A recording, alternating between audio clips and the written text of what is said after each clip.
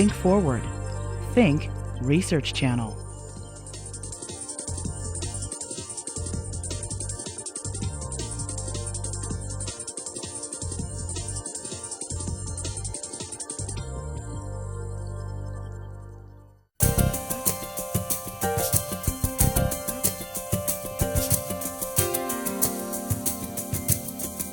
What does it mean to be Muslim in America? We'll talk with the president of the Islamic Society of North America, who says American Muslims in particular have an enormous responsibility to live as exemplary Muslims and to demythologize Islam to the American public. Hello and welcome to Penn State Public Broadcasting's Common Ground Lobby Talk, which is produced in collaboration with Penn State's Institute for the Arts and Humanities. I'm Patty Satalia.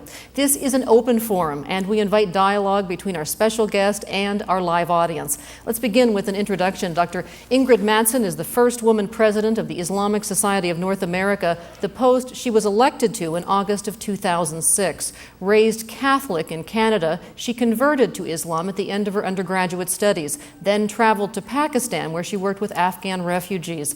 In 1999, she earned her PhD in Islamic Studies from the University of Chicago and is now director of the Islamic Chaplaincy Program and professor at the McDonald Center for Islamic Studies and Christian-Muslim Relations at the Hartford Seminary in Connecticut. Thanks so much for joining us. Thank you. You converted from the Roman Catholic religion to Islam in your senior year in college. Converts are typically very passionate, and it's something that is very, very perplexing to many of us. Why did you convert? How did you become Muslim? Well, I think it's important to say that when I became a Muslim, when I encountered Islam, at that point I was an atheist or agnostic or maybe just simply indifferent, not someone who was interested in religion or even had God in my life in any way. I had left the Catholic Church, left faith behind as a teenager, and never really looked back. So for me, when I encountered Islam and embraced it, it was the way for me to bring God back into my life. And I did so because of the power of the Quran and reading that and what it said to me about my place in this creation. But you did describe yourself as a pious child, and it was a trip to Paris and then to Afghanistan to work with Afghan refugees where something happened. What was it that enhanced your vision of Islam? Well, I first met Muslims, as far as I know, when I studied in Paris one summer, where I grew up in Canada. I don't think I knew any Muslims or even heard anything about Islam. So I was very fortunate that the first Muslims I met were students from West Africa, mostly from Senegal, who were just remarkable human beings, very dignified in the midst of great prejudice that they suffered in Parisian society. I mean, very overt prejudice and racism, but they had a dignity and a generosity of spirit that really impressed me, and that made me want to know more about them and their background. Since then, I've realized that they come from a strong West African tradition of Islamic Sufism, which emphasizes a kind of openness to others and the importance of living spiritually in everyday life. And they certainly did that, and that really opened my heart. Interestingly enough, there are actually 2 converts in your family. You're one of 7, and you have an older sister who converted to Judaism. Tell us a little bit about that and what the reaction was in your household to this. Right. I guess my family really does have a bit of a different experience than most Canadian or American families, although as our society changes and integrates, I think this is becoming more common. My sister is significantly older than I am, and she met a Jewish man and fell in love and wanted to marry him. And for the sake of the family and their future children, decided that for her to embrace Judaism would be the best thing. I think that may be one of the reasons why my family was a little bit confused when I chose to become a Muslim, because no man was involved. It was my own choice as a spiritual choice. And that surprised them because I wasn't someone who seemed to be looking for a religion, so it kind of hit them out of the blue.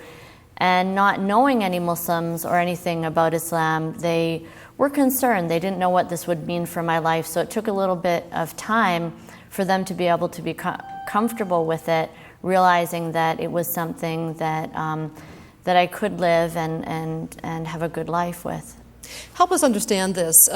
You have a doctorate in Islamic studies, and the two largest religions in the world, of course, are Christianity and Islam, both of which have divided. The Roman Catholic Church broke into various denominations, and Muhammad left no specific instructions about who should take over and lead the Islam, and the result was that split into two distinct groups, the Sunnis and the Shiites. What's the difference between the two, and does the Islamic Society of North America embrace both groups? Right.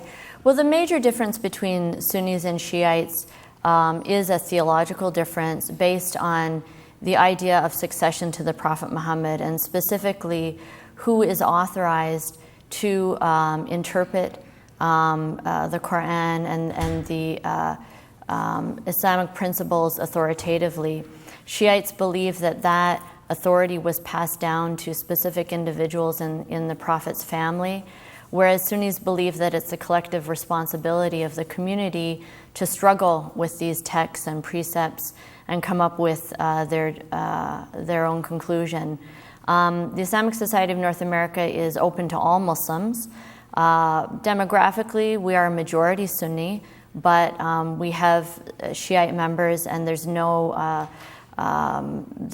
criteria for sectarian exclusionary criteria for our organization. In fact, we had a Shiite president when in our first manifestation as a Muslim Students Association. What's the relationship between the Islamic Society of North America and Middle Eastern Muslims?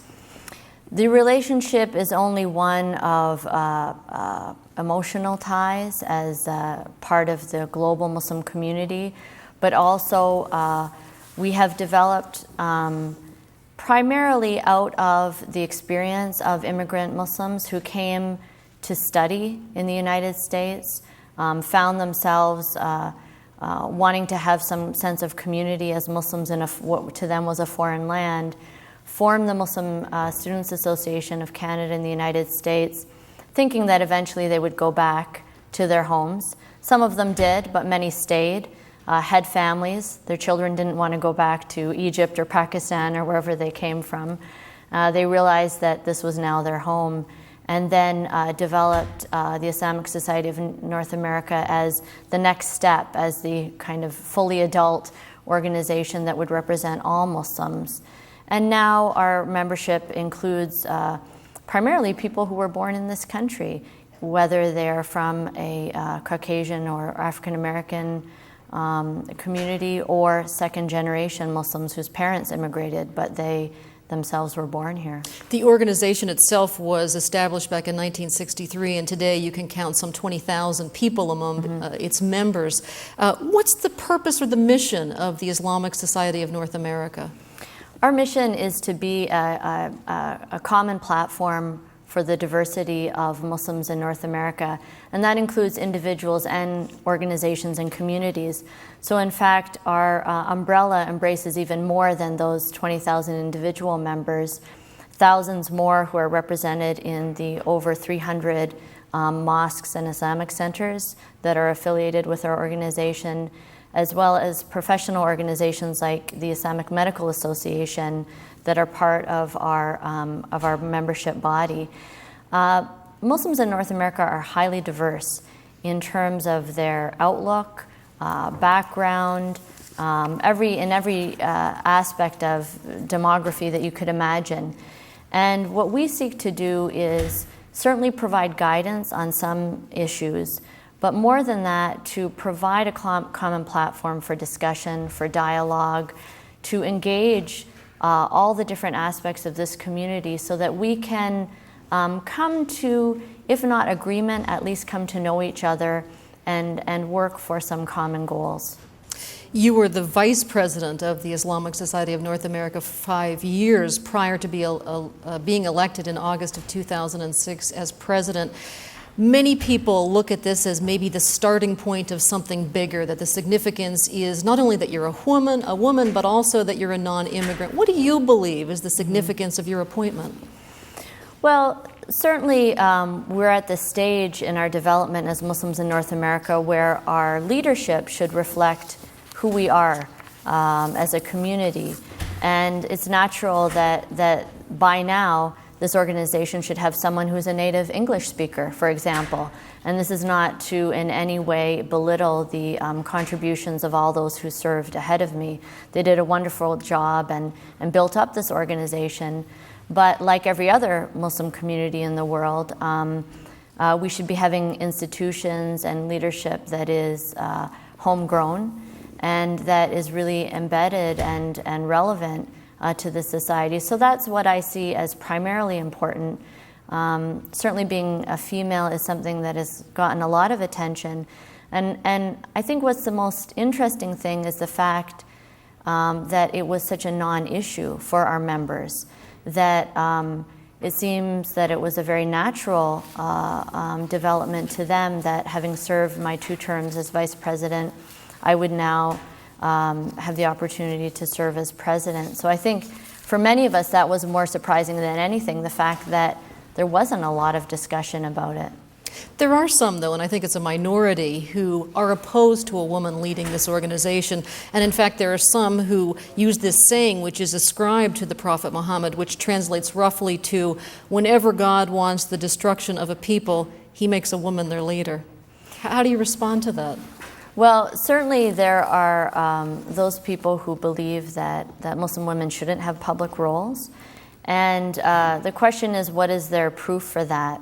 There are many, many sayings that are attributed to the Prophet Muhammad, and Muslim scholars have always looked at those and tried to sort which are authentic and which are fabricated. Many of them were fabricated for political purposes or people who wanted to support their position. And that's what we have to look at when we see, in fact, and we weigh any particular saying against all the other things the Prophet Muhammad said, what he did, and also the message of the Quran, which is clearly states that Muslim women can contribute to the same level and in the same way as Muslim men. We see that women had public roles during the lifetime of the Prophet Muhammad, and his immediate successors followed women who were in leadership positions. So when we look at the preponderance of evidence, I think we have to give these other reports their Are you place. saying that particular saying can't justifiably be attributed to him? Well, this is a question of hadith scholarship, and I would defer that to those who have more who are specialists in that area, but there has been a lot of discussion about that statement and whether it in fact violates many other clear Quranic statements about gender equality, as well as other statements attributed to the Prophet Muhammad. In your role as the president of the Islamic Society of North America, you say you have detected what you would call Muslim fatigue among North Americans. And in fact, you say, the sense I have from Americans is that they don't want to hear Muslims talking about Islam anymore. They just want us to do something to stop causing all these problems in their lives. And I'm wondering, is this the challenge for you as president? And what you're going to do to make Islam better understood among Americans?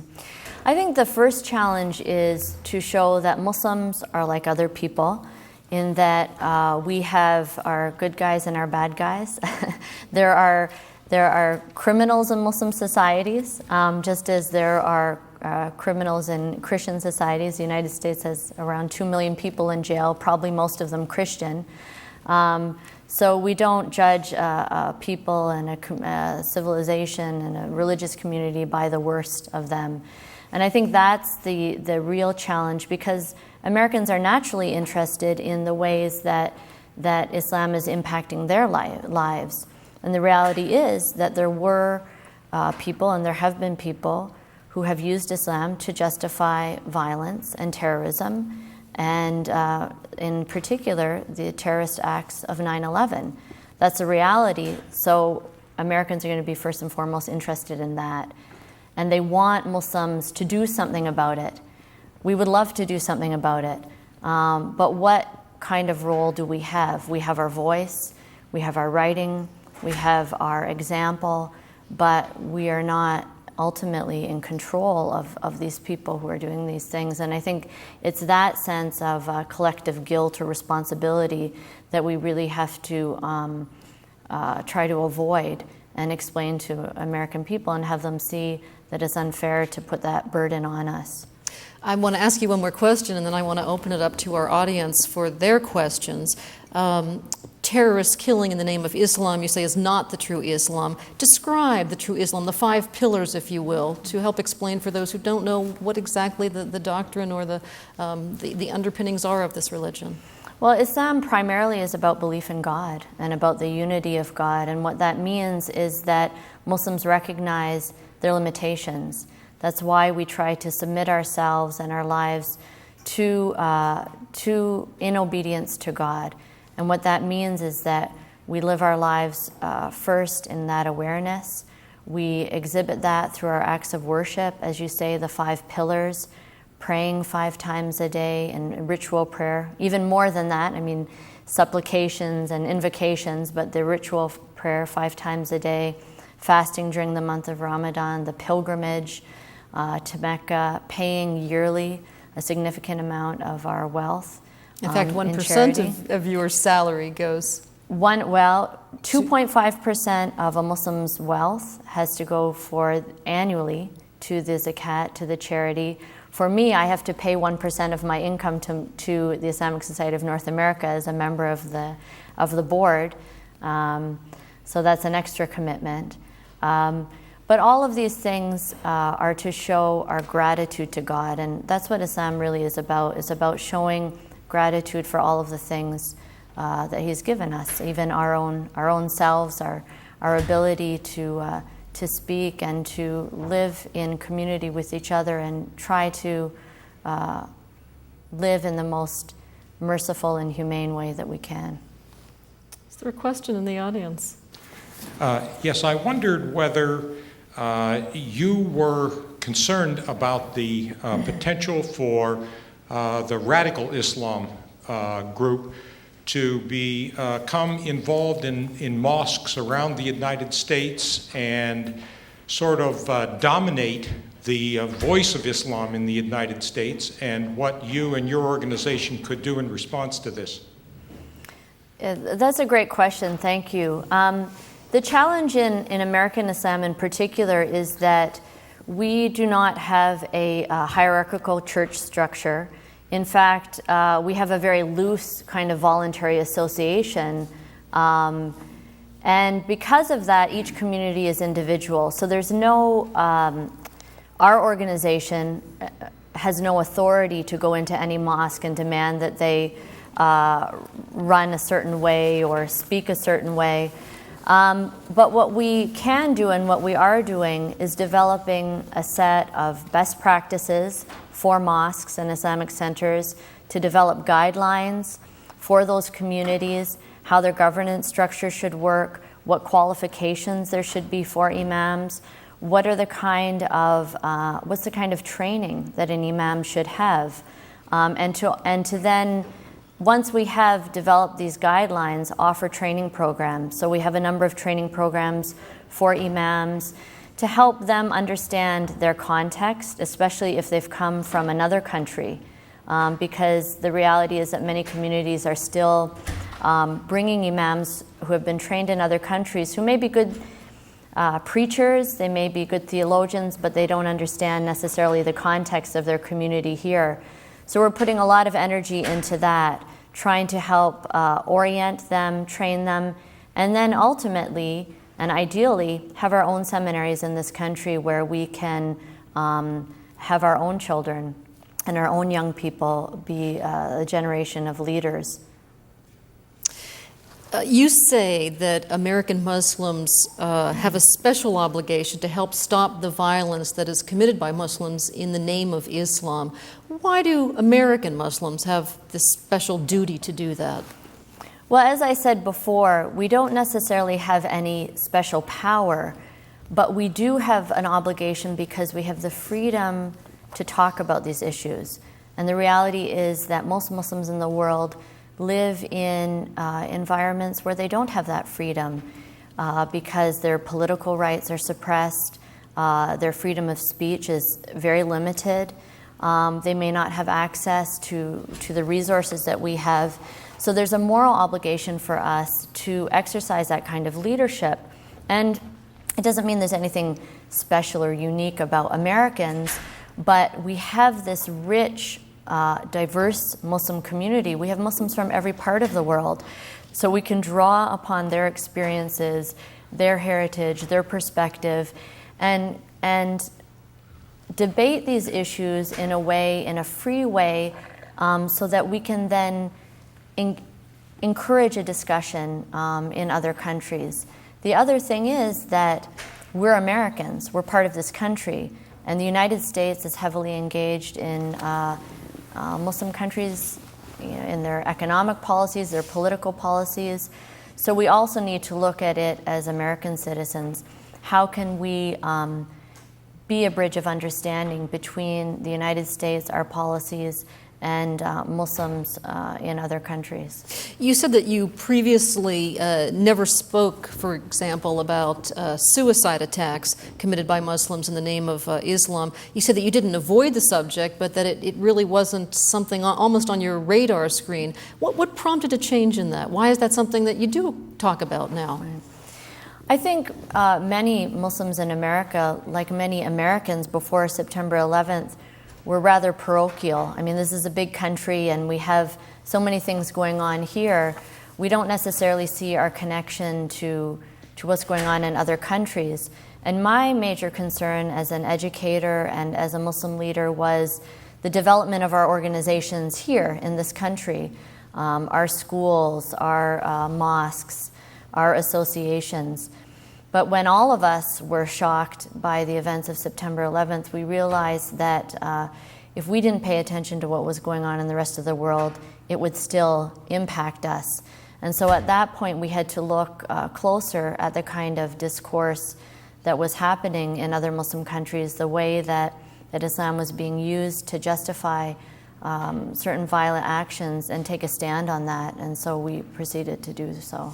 In fact, you say American Muslim leaders who oppose the oppression of Muslims on the one hand and also want to fight terrorism risk being seen as traitors by both sides, and I'm wondering if you personally have felt any backlash as a result of your outspokenness.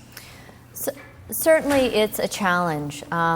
And Muslims in other parts of the world look to us as Americans as well as Muslims, and so they want us to do something about American policy that they don't like or that they feel that negatively impacts them. Whether they understand the intricacies of that policy or not, I think is another issue. But then on the other hand, there is an unfortunate feeling on the part of much of the American public that Muslims need to prove themselves. They're guilty until they prove that they're innocent, and that if we say something that any other American would be free to say, for example, something about the Iraq War, suddenly it's not because it's a moral issue or American issue, but because as Muslims we really don't have the interests of the United States at heart. Even though the majority of Americans in the last election, I think, showed that they were unhappy with much of the way the Iraq War is going, somehow it sounds a little bit different when it comes out of from a Muslim perspective. I think there is probably another question percolating out here. Go ahead. Well, let me get a microphone to you, and in the meantime, while that microphone gets there, there are 6 million Muslims in America. And I think in the U.S. and in places like Europe, many people want to know, and you talked about how diverse the population is, but are Muslims interested in integrating, in separating, or in some way transforming Western culture to become a little more Islamic? How would you answer that? Yes, to all of those things. And I think this is the key, that we have to treat Muslims as individuals, not as a collectivity. Muslims represent a broad scale, a broad range of cultural and ideological positions, just as Americans do. I think when we look in the United States and the history of religious communities in the United States, we see those utopian communities that try to be somehow a presence, a spiritual presence apart from the world, to offer an alternative to the dominant culture. And then we see those who felt that it was best to live their spirituality and their ideals right in the midst of it, and to try to be part of everyday life, but be a moral voice amidst that. So I think we find the same thing with Muslims. In the United States, I would say that the majority feel that it's best to be active, to be part of everyday society, and most Muslims do that. The Muslim community in the United States is, on average, more educated and more well-off than the average American. So we see that there tends to be more assimilation in the United States. The situation in Europe is a little bit different, and many of the Muslim communities there come from countries that were colonized by the Europeans, and now there's a kind of blowback. You know, the Europeans invaded and occupied their countries, and now these people are coming and are living in Europe, struggling with racism, struggling with European countries that are not quite as open to diversity and pluralism, perhaps, as the United States, and not quite as open to public expressions of religion as the United States. So the dynamic is significantly different, I believe, in Europe than in this country. Okay, go ahead. Well, you alluded to the responsibilities of being a Muslim American, but I wonder if you could say, given the sort of stereotype that is sort of pervading even before 9/11, I mean, I was reminded that in the Oklahoma City bombing, the initial attribution was to Muslims, or at least Arabs. How do you advise members of your group, and particularly young people, I guess I'm interested in knowing, about dealing with that stereotype and still exercising their freedom of speech as Americans? I'm really glad you brought up young people, because they're the ones that I'm most concerned about, and I'll tell you why. This kind of stereotyping and distrust of Muslims is having a large negative effect on them.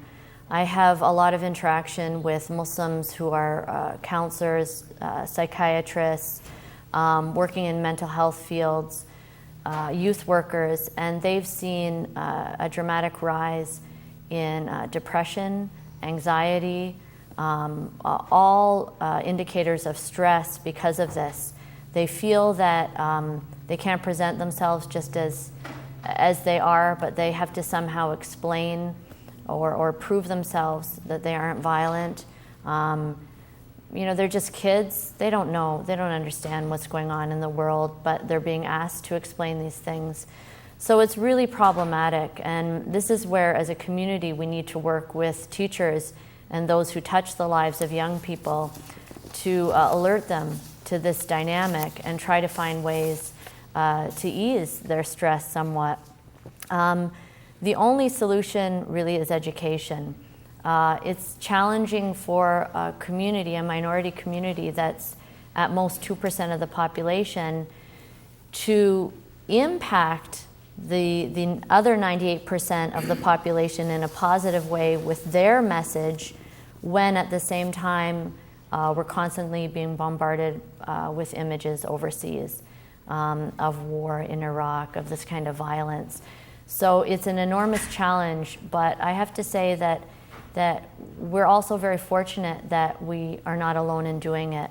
There are so many faith-based organizations, interfaith groups, other religious organizations who are sincere in wanting to help us and to help get that message out. And we have, in my work at Hartford Seminary, I interact with priests and ministers who themselves are educating their congregations on Sundays and saying, we cannot fall back into these old patterns of collective guilt and stereotyping. So to me, that is proof of really the best that is in American society, and it makes me hopeful even amidst all of the bad news. And we'll take another question. In just a moment, we'll get a microphone to you, so until that microphone gets there. There was a recent Gallup poll that showed that nearly 40% of Americans admit prejudice against or towards Muslims, and also that 1 in 5 Americans said they would not want a Muslim as a neighbor. How do you respond to that? Well, what's interesting is the other statistic that the majority of Americans who have a positive view of Muslims do so because they have a Muslim neighbor or a Muslim friend or a coworker. So I think that shows that the problem really is that of the fear of the unknown, or maybe the fear of the image that's being projected. That really is the challenge, and certainly programs like this and others are doing their part in humanizing Muslims, in trying to present a balance to the negative images that we get. But it's challenging, and I think that what's required is, as in many other areas, for Americans to be a little bit more sophisticated in their consumption of news, and perhaps to be a little bit more self-aware of the way that their own emotions can be manipulated by news and information and images. Now, you mentioned a moment ago the news and the media and our consumption of those things, and of course many Americans have seen the documentary The Cult of the Suicide Bomber, or at least they've seen the movie that was based on it, which starred George Clooney, Syriana. And in it, in the documentary, there is a scene where thousands of people are in a mosque in Iran chanting "Death to America." And I'm wondering how your organization can counteract the powerful message that sends. Well, that is a powerful message, and it's a frightening message.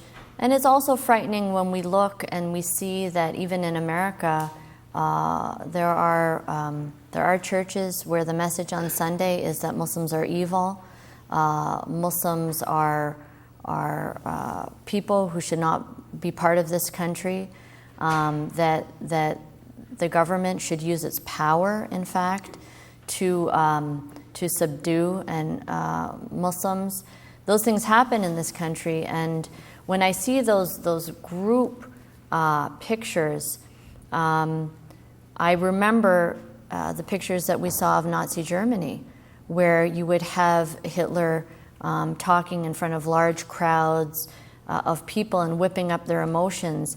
And I think as Americans, we have to be very sober and consider in what way the same thing could happen to us. We may not be sitting in a stadium, but we're sitting, millions of us, together in our homes, having our emotions manipulated. But there also was the time when Afghanistan was first attacked in response to September 11th. The first attack and the announcement of it was announced on Sunday football game, large screens, thousands of Americans sitting in a stadium, and they all got up and cheered when this was announced. And that's frightening. You talked a moment ago about what it's like for a Muslim child in America. What's it like for an adult? Have you been the victim of prejudice? Of course, I'm very privileged because I work in an environment that values religion and religious expression.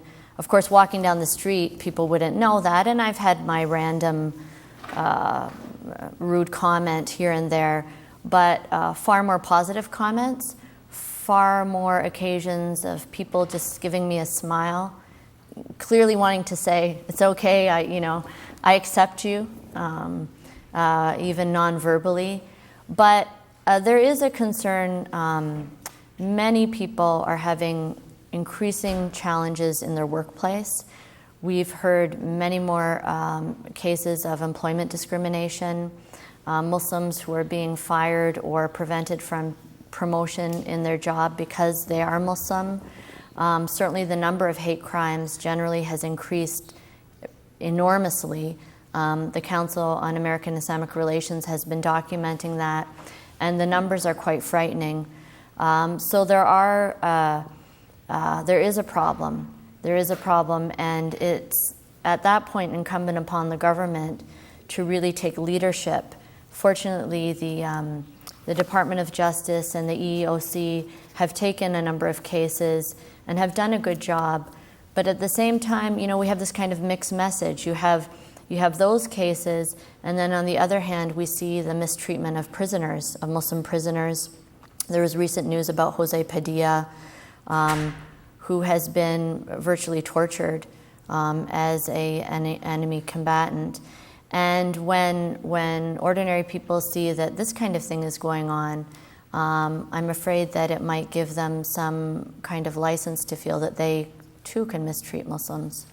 You mentioned government, and of course, Britain's Tony Blair said that the headscarf separates Muslims and shouldn't be used. And I'm wondering what your reaction is to that and what the purpose of it is, what it means to you. Well, what's interesting is that Tony Blair was supporting Jack Straw, who was protesting against the face veil. So they said, well, the head covering's okay, but the face veil is too much, and this is a sign of separation of society from society and should be rejected.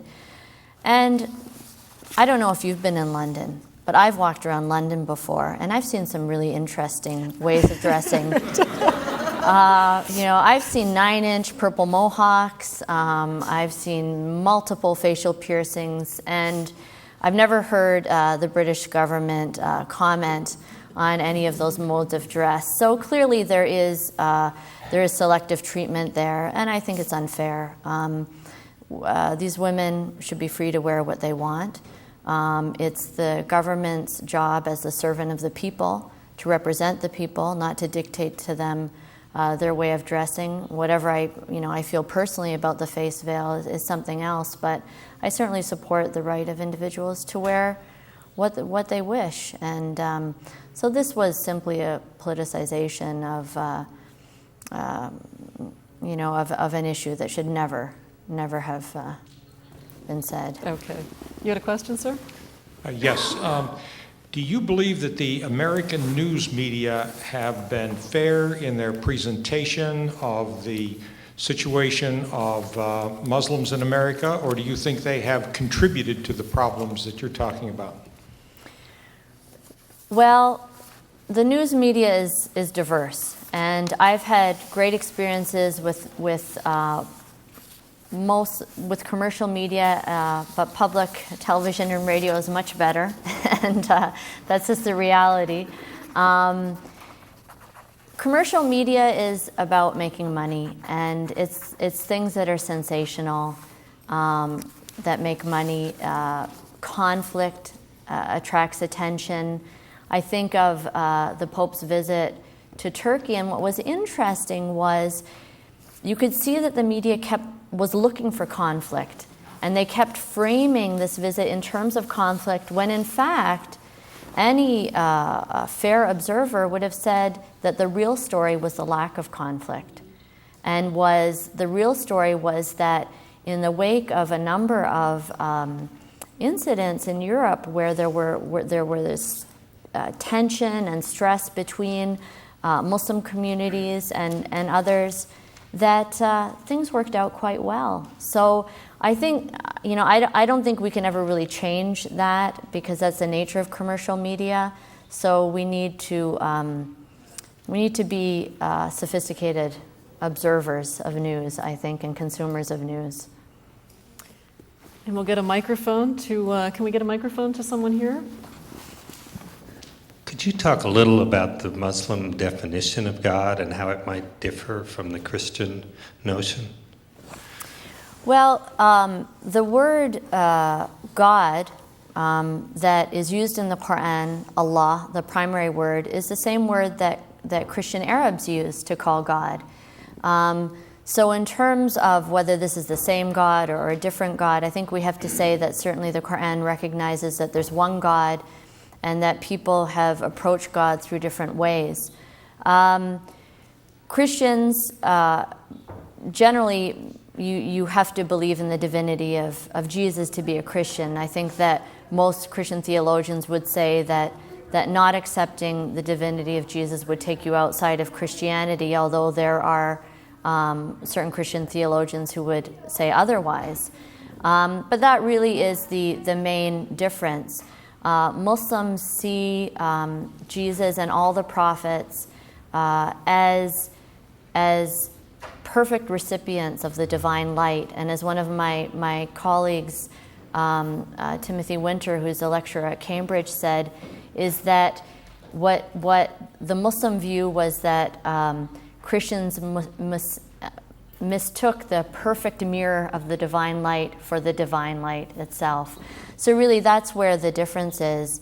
God in the Quran is described in many ways with many attributes, and that's how Muslims approach God, through his attribute of mercy and kindness and loving and forgiver and creator. So that's how we come to know God.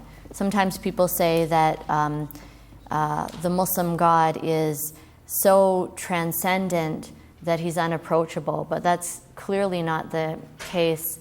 The Quran describes God as closer than your jugular vein. So God is always the nearest thing to you without being manifest in any part of creation. But another interesting difference, and we'll take a question in a moment, is Christians have statues and paintings and so forth of Jesus, and there aren't those kinds of representations of the Prophet Muhammad. In fact, it's forbidden, considered blasphemous. Why is that the case? Islam, above everything, wants to maintain the uniqueness of God as distinct from creation. So the attempts of humans to portray God in any way is considered to be highly presumptuous, at least. And then the fear is that by portraying prophets, the Prophet Muhammad, for example, by making depictions, that people then may start to take that as an icon, as a avenue of worship, and that's to be avoided.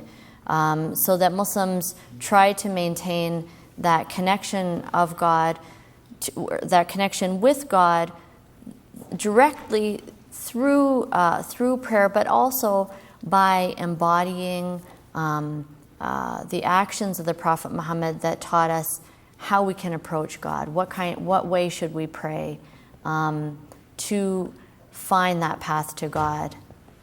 Okay, we have a question over here, sir. Your mini bio mentioned that you spent time in Pakistan. My daughter spent 4.5 years in Peshawar working with Afghan refugees.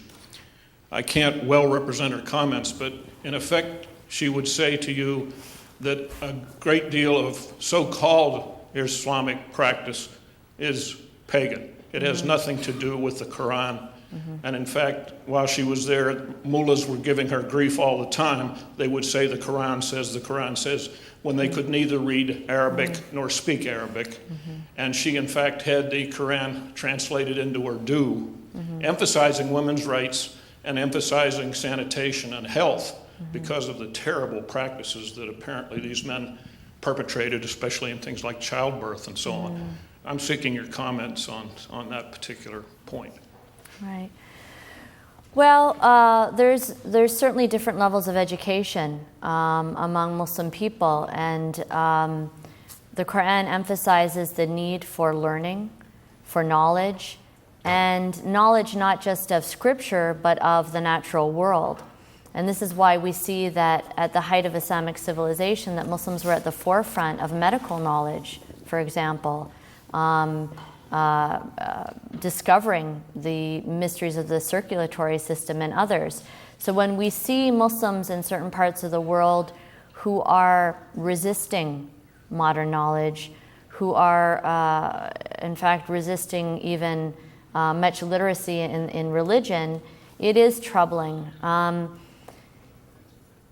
At the same time, I would have to say that we can't,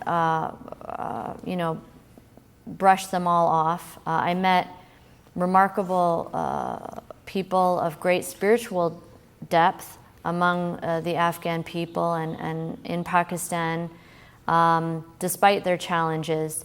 But certainly there are many cultural practices that are being portrayed as religious, whether the people know it or not.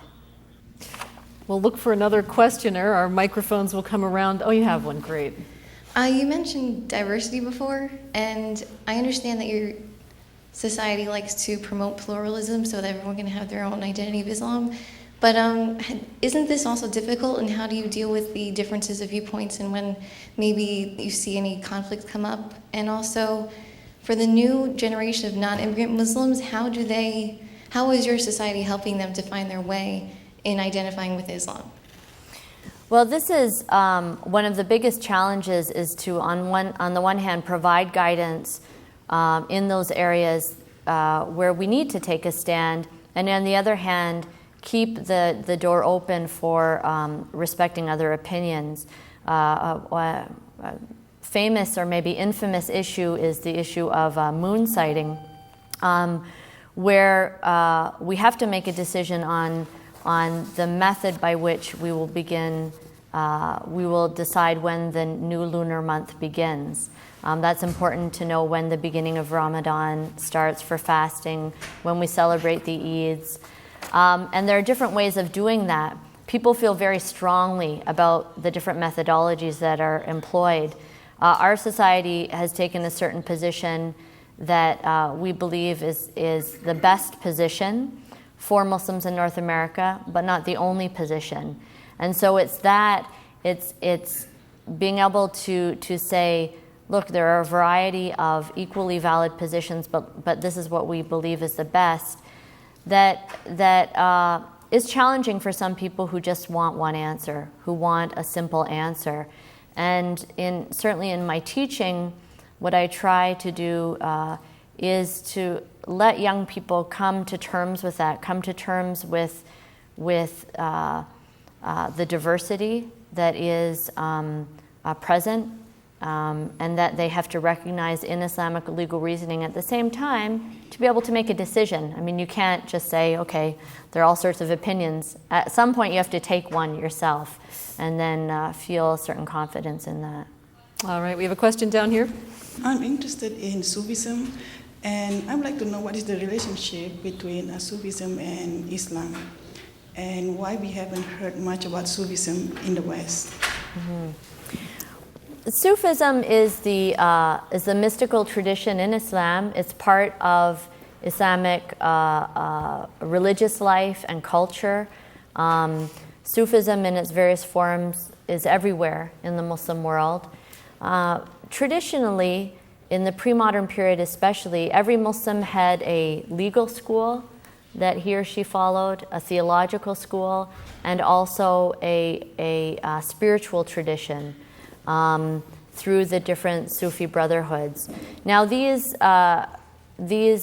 spiritual paths took all different forms. Some of them, I think any objective observer would say, really veered away from Islam and became quite syncretic and picked up many of the traditions or practices that non-Muslims performed.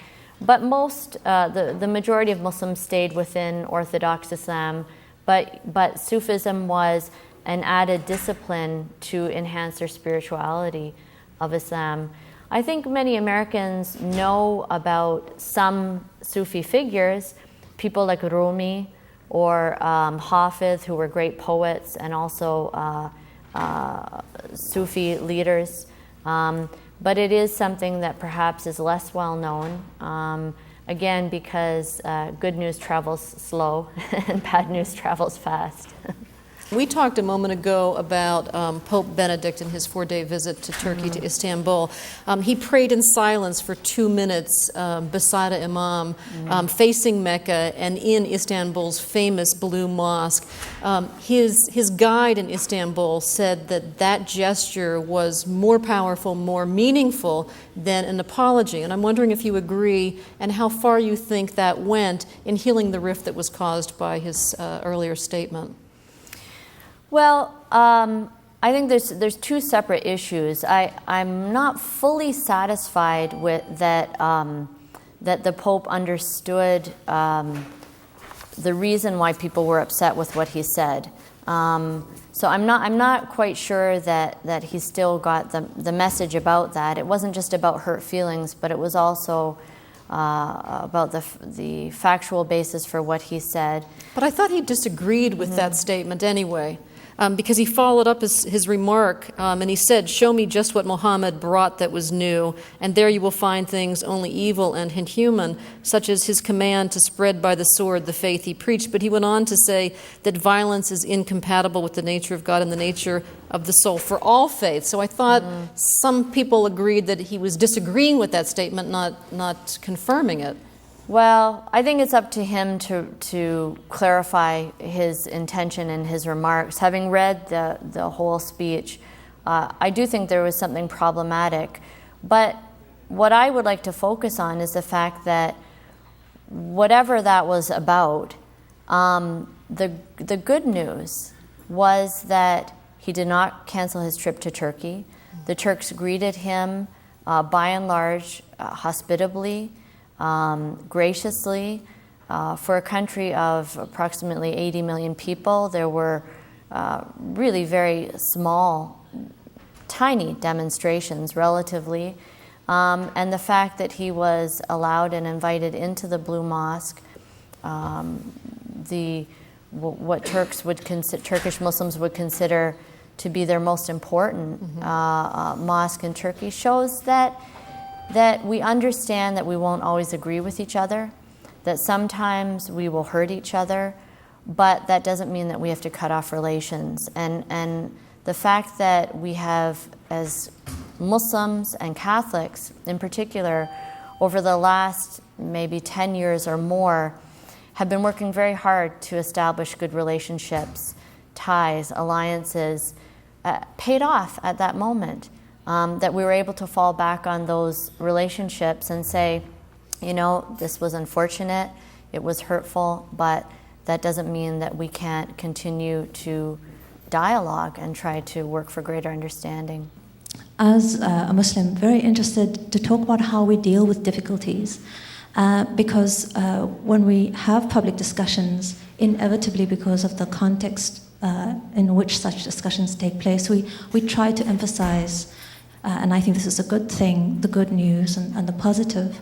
But you said something to me which struck me as very important and very honest, and you said that there are sometimes actions among us Muslims which are more undermining and dangerous and offensive, both to ourselves and also to the wider world. And I was wondering how you deal with some of these difficult issues of great differences, whether they're theological or political or strategic. Because I think it heartens me that there is that degree of self-reflection, but also agreeing to look at the difficult subjects and deal with them creatively. Thank you. Ultimately, our goal as Muslims is to live righteously and ethically. Our goal is not to be some kind of group that just cheers whatever it does. That, in fact, is what Ibn Khaldun, the great medieval Arab scholar, called asabiya, group sentiment. Religion isn't supposed to be group sentiment. It's not supposed to be about just sustaining and justifying your group beyond anything.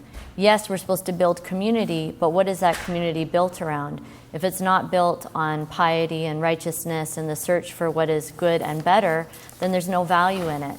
And the Quran says very clearly that if Muslims make the same mistakes and choose to turn away from God and live a life that is unjust, then we will go down the same path. We will lose our opportunity to be moral leaders, and we'll be replaced by someone else.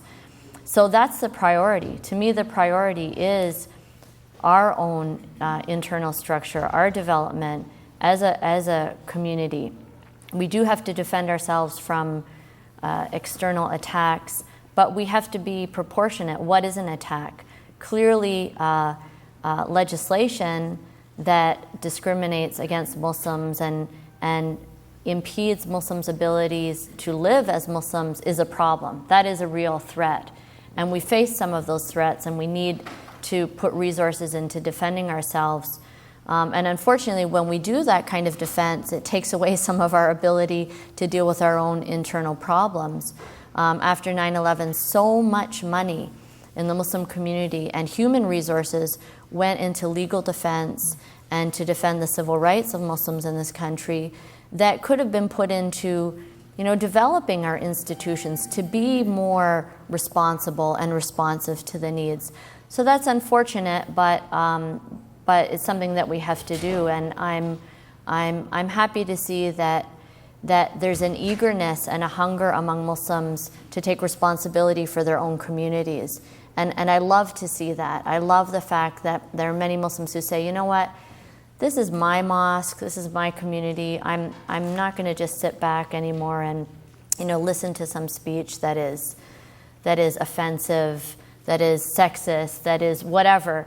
But I'm going to take some responsibility for what's going on here and try to correct that. We're going to wrap things up here, so I'd like you to end by giving us a take-home message for Muslims and non-Muslims, and what you as the president of the Islamic Society of North America will be putting your energies into when you leave here.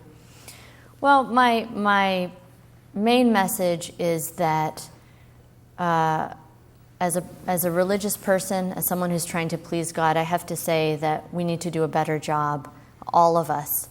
That God did not give us the resources that we have, the enormous resources that we have in America, so that we could fight each other more sophisticatedly. He gave us those resources so that we could improve the world, so that we could care for the hungry, so that we could demonstrate compassion and mercy in our lives. We need to do that in community. That means that Muslims need to reach out to their neighbors. They need to reach out to Christians and Jews and those of goodwill who are trying to improve the situation. And Americans need to stop being afraid. They need to stop giving into that fear and have a certain confidence. This is a strong country. This is a country that that has undergone many pressures, economic, political, military in the past, and has always come out on top when it acted ethically and morally and lived up to its values. So stop being afraid and don't give up what makes you an American for the sake of fear.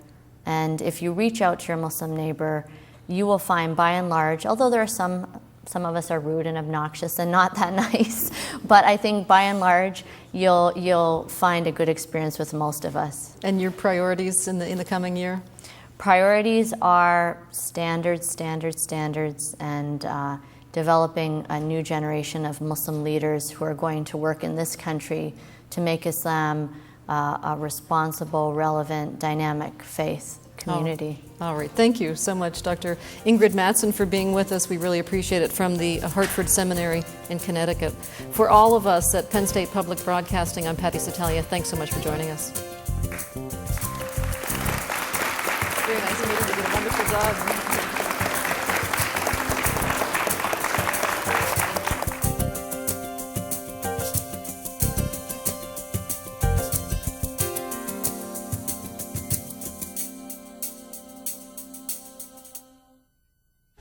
This has been a production of WPSU.